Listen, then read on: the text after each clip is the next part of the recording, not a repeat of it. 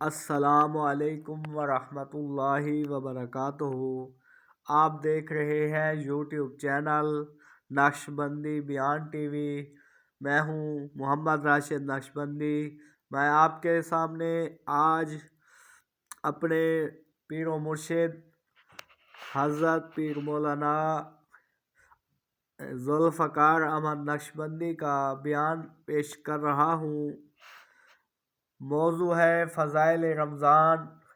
تو آپ سب دوستوں سے درخواست ہے ہمارے چینل کو سپورٹ کریں، اور چینل پر اگر نیو ہیں تو چینل کو سبسکرائب کریں، اور اس دینی ویڈیوز کو خود بھی دیکھیں اور زیادہ سے زیادہ لوگوں تک شیئر کریں، کیونکہ دین پھیلانا ایک صدقہ ہے۔ کہ اس زمین پر سورج کی تپش اور گرمی اتنی پڑے کہ وہ گرمی اس نجاست کا نام نشان رنگت ہر چیز کو ختم کر کے رکھ دے، زمین پھر پاک کہلائے گی۔ تو یہ مثال ہے رمضان کی، کہ اس مہینے میں اللہ رب العزت کی طرف سے اتنی رحمتوں کی بارش ہوتی ہے کہ انسان کے دل کی نجاستوں کو وہ مٹا کے رکھ دیتی ہے۔ یا یوں سمجھ لیں کہ اس مہینے میں برکات کی ایسی تپش آتی ہے انسان کے دل پر، نور کا سورج جو طلوع ہوتا ہے تو وہ دلوں کو اس قدر حرارت پہنچاتا ہے کہ دلوں کی نجاست کو مٹا کے رکھ دیتا ہے، اس لیے اس کو رمضان کہا گیا۔ حدیث مبارکہ میں اس کے مختلف نام ہیں۔ عربوں میں عظمت والی چیز کے کئی نام ہوتے تھے۔ اللہ رب العزت کے 99 نام، وَلِلَّهِ الْأَسْمَاءُ الْحُسْنَى۔ تو رمضان کے بھی کئی نام، چنانچہ حدیث مبارکہ میں اس کو شہر مبارک، اس لیے ہم رمضان مبارک بھی کہہ دیتے ہیں۔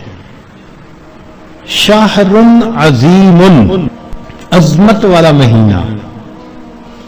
شہر الصبر، صبر کا مہینہ۔ شہر المواسات، غمخاری کا مہینہ۔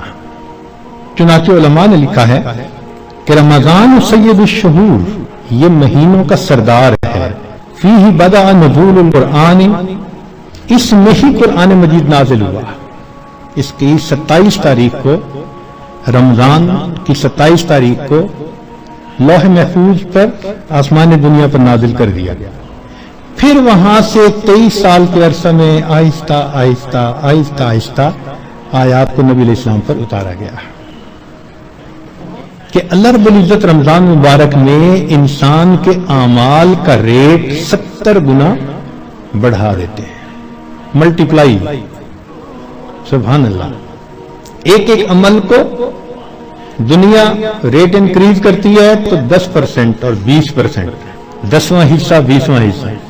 اللہ تعالیٰ ریٹ بڑھاتے ہیں تو کیا 70 گنا، 70 سے ضرب دے دی، اس لیے کہ وہ شہنشاہ حقیقی ہے۔ وہ اپنے بندوں کو اتنا اجر دینا چاہتا ہے کہ ان کے گناہوں کی ظلمتیں ختم ہو جائیں۔ تو ایسے وقت میں ہمیں بھی چاہیے کہ ہم اپنے اعمال اللہ رب العزت کے حضور پیش کریں۔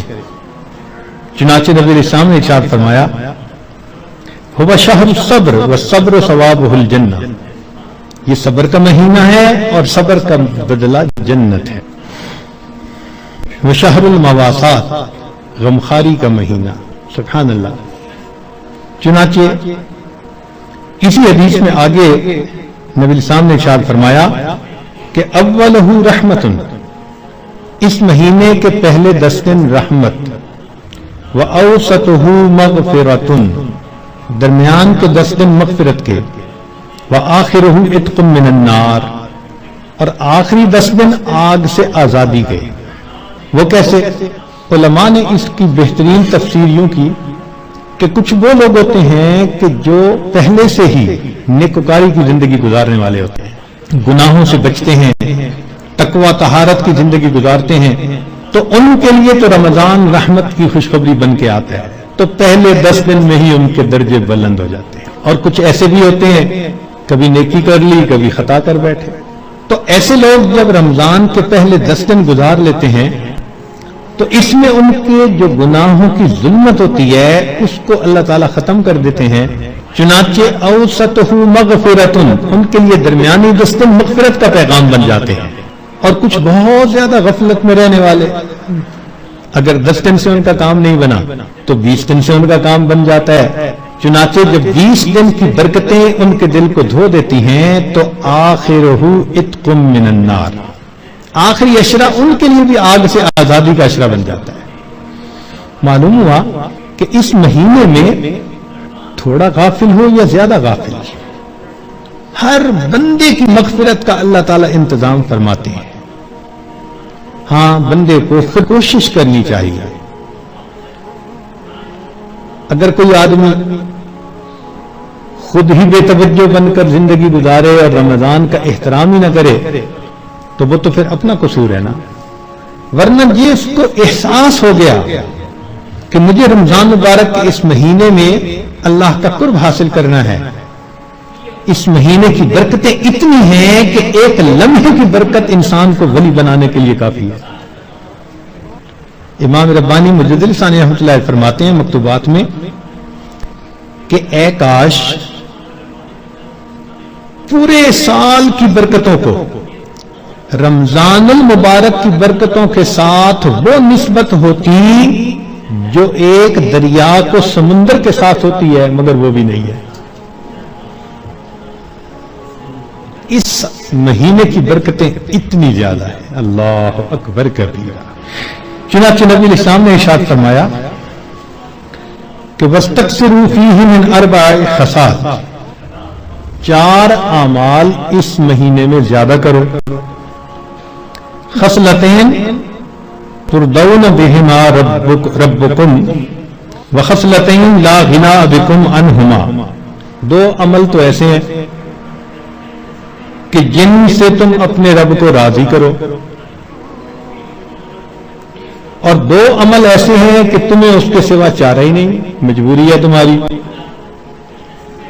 اللہ تعالیٰ ترضون بہما ربکم، وہ 2 باتیں کہ جس کو ذریعے تم اپنے رب کو راضی کرو، فشہادت اللہ الہ الا اللہ وتستغفرونہ، یعنی کلمے کا ورد زیادہ کرنا، تحلیل زیادہ پڑھنا اور استغفار زیادہ پڑھنا، یہ 2 عمل اس مہینے میں خاص طور پر زیادہ کرنے کی ضرورت ہے، کیونکہ اللہ کے پیارے حبیب صلی اللہ علیہ وسلم نے ارشاد فرمایا، لہذا اس بات کی اہمیت دل میں اچھی طرح بٹھانی چاہیے۔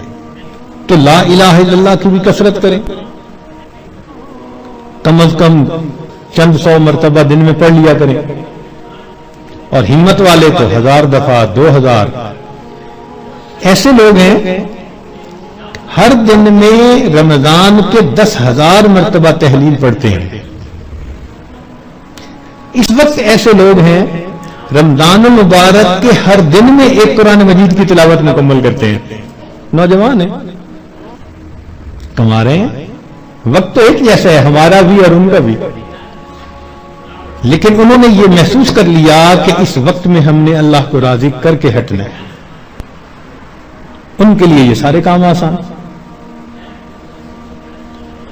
تو ہم چلو چند 100 دفعہ یا 1000 دفعہ ہی لا الہ الا اللہ کا ورد کر لیا کریں، اور اگر چلتے پھرتے عادت ڈال لیں تو سبحان اللہ کئی 1000 مرتبہ کرنا بھی آسان ہے۔ اور ہمارے اکابر سبحان اللہ وہاں سینکڑوں اور ہزاروں کی بات نہیں ہوتی تھی، اور لاکھوں کی بھی بات نہیں ہوتی تھی، کروڑوں کی بھی بات نہیں ہوتی تھی، کروڑوں مرتبہ سے زیادہ دل کے اوپر لا الہ الا اللہ کی ضرب لگتی تھی، کروڑوں مرتبہ سے زیادہ۔ دل کے اوپر کتنا نور ہوتا ہوگا، اللہ اکبر کبیرہ۔ اور استغفار کی کثرت کریں۔ اور 2 چیزیں جس کی ہمیں ضرورت ہے، ایک اللہ رب العزت سے جنت مانگیں اور جہنم سے اللہ تعالی سے پناہ مانگیں۔ تو اس مہینے میں یہ دعا مانگنی چاہیے، اللہم انی اسألک الجنہ وَأَعُوذُ بِكَ مِنَ النَّارِ، اے اللہ میں جنت کا سوال کرتا ہوں اور جہنم سے اللہ میں پناہ مانگتا ہوں۔